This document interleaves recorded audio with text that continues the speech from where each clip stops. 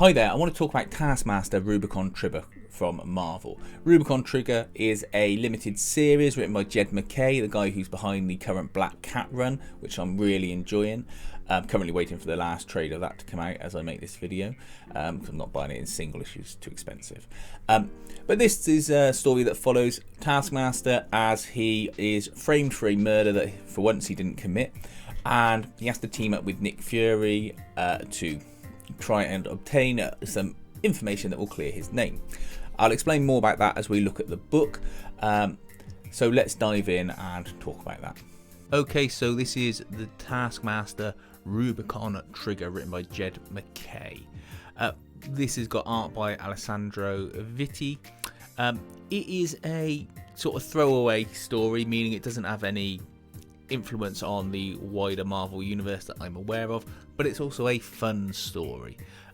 You see right from the bat that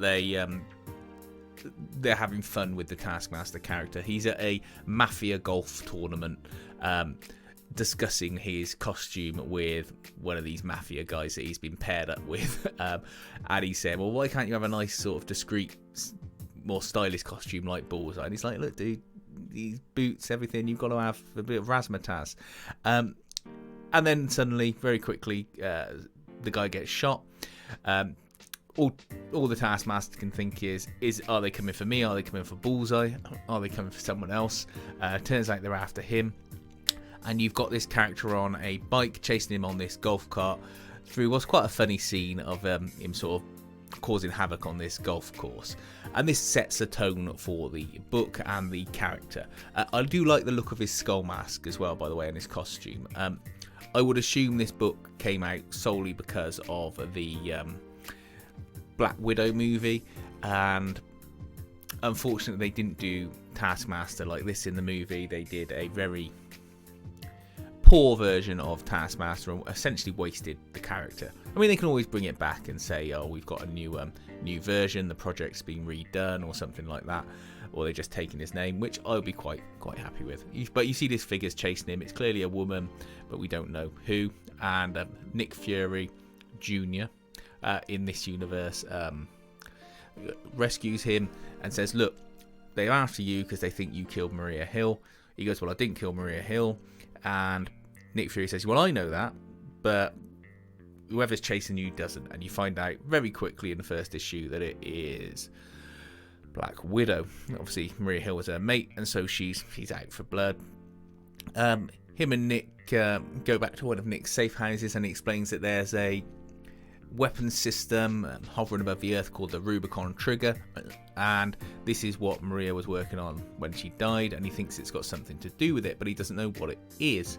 The only way to access the weapon system and find out what it is to have the biometric data, or the movement data, let's say, from three members of high-ranking security organisations. So you've got Phil Coulson, you've got Ami Han, who I don't actually know who she is, from Korea, and you've got Okoye from Wakanda. And he says, well, obviously that's what I'm going to have to do. And so you start on this journey where Taskmaster goes to all these different locations in order to obtain their movement data by watching them up close. And so you have all these little sort of mini episodes, let's say, of him encountering people. The first one, you have him going to find Phil Coulson, who's going to his comic shop. Coulson's in charge of the Squadron Supreme. And you've got this good sequence where Coulson makes him straight away and calls in Hyperion. If you know anything about Hyperion, he's no one to mess with.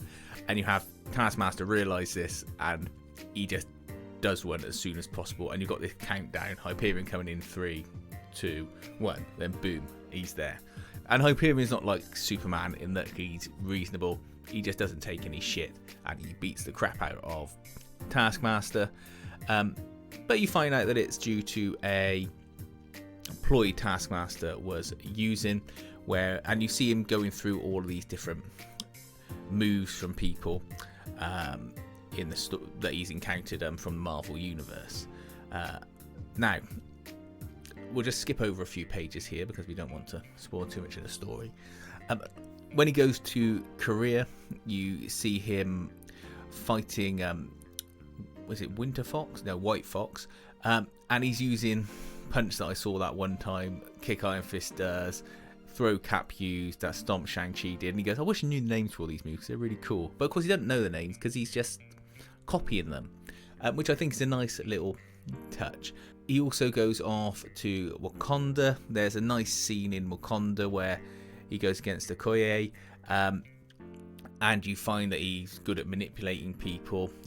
They've got these vibranium suits on, which means he can't punch or kick them because they would just absorb the energy, but instead he just breaks all of their bones, which is a nice touch. And you can see this being on a film or a TV show, bit Tony Jaa like in Elephant King, I think it is. Is it Elephant King or there's one where he breaks everyone's bones. Anyway, the story carries on, and he gets her signature because she releases him to the United States government. Nick Fury picks him up, and they go back then to try and release the trigger on this device. At this point, there will be spoilers. Well, more spoilers than there have already been, let's say. But he unlocks the device. We're going to skip over all this action and dialogue. And I'm just going to tell you what happens at the very end. So we're going to not ruin the ending for you, but let's say it is a funny ending. It's in keeping with the character, and it ends up with him walking off into the sunset, let's say. I enjoyed it. It was a laugh. It's a fun book to read. It's only 114 pages long, and it does exactly what it's meant to do. Okay, so that's the book. It was fun. I really enjoyed reading it. It was a nice sort of comic-y ride, very very light, nothing too heavy in there. Jed McKay knows to take the Taskmaster character with a pinch of salt and make him a little bit silly, but not too silly. He's just a bit self-aware, and the sense of humour comes through on the page. It is what a comic should be. It is entertaining and it is fun. It feels like a 88-minute throwaway movie that you would just watch on a Friday night, which is exactly how it should be paced. I get fed up of everything having to be some big overarching Marvel plot, and everything's got to be, have real stakes to it. Sometimes people are just in this world. It's a snapshot of their day, and that's sometimes just what you want as a bit of an escapism. Let me know what you think about it. Please feel free to like and subscribe, and thanks for watching.